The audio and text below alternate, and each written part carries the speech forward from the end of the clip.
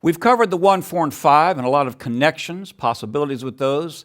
They're great building blocks, nice bright major tonality. So let's look at all of the diatonic triads. Look at chart number 1, and let's just take the key of G, for example. That's your second key down the chart. Key of G has 1 sharp, G, A, B, C, D, E, F sharp.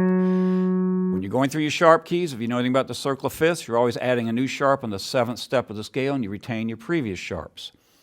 The notes, as I said, G is 1, A is 2, B is 3, and so on. You already know from your past studies that the 1, 4, and 5 would be major chords. Now, we're not going to deal with the 7 chord. That would be an F-sharp diminished triad. Trust me on that. Doesn't stand on its own as a chord very well. That leaves us 3 remaining scale degrees. The 2, the 3, and the 6.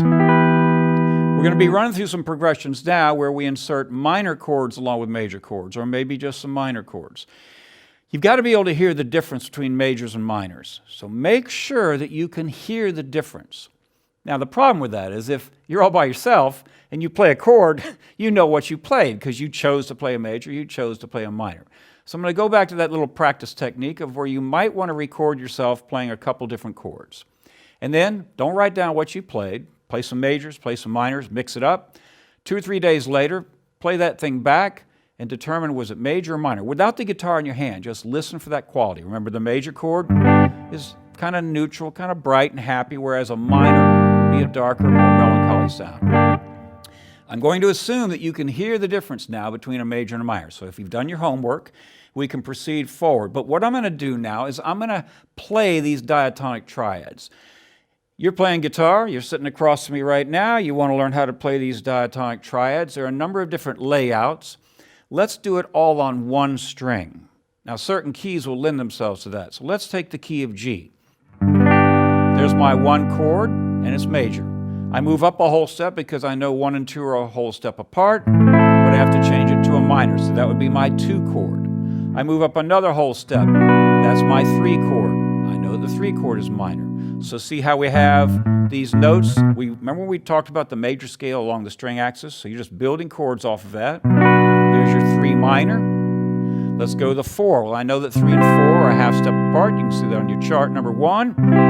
There's my 4 major. So let's play that much.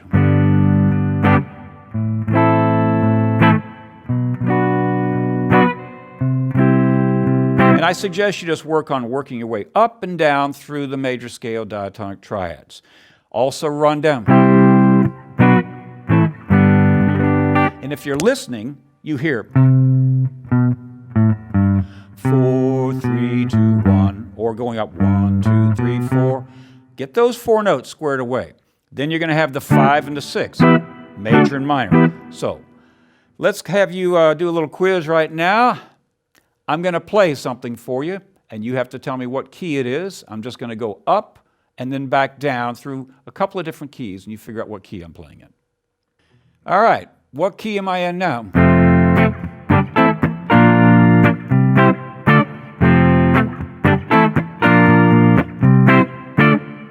Figure that one out for me.